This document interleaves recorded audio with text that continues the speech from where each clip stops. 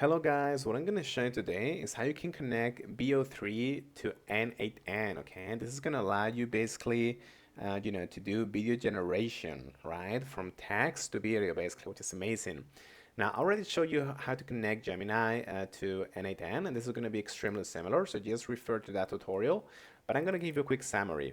Just Google AI Studio in here, and look for this result, which is API key. You're going to have to sign into your account and just copy that API key. Amazing. Now, let's assume that we have that. What are we going to do? We're going to go to overview in here. We're going to create a new workflow.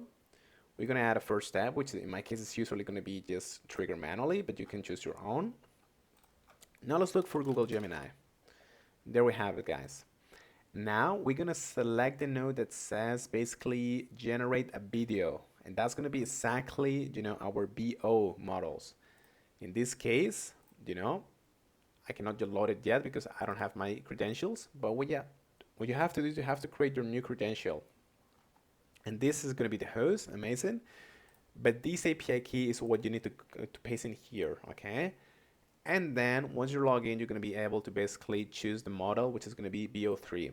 And here you have to give it a prompt, okay? Which it gives you like an example in here, but you can choose this prompt. So yeah, guys, that's pretty much it, and thank you so much.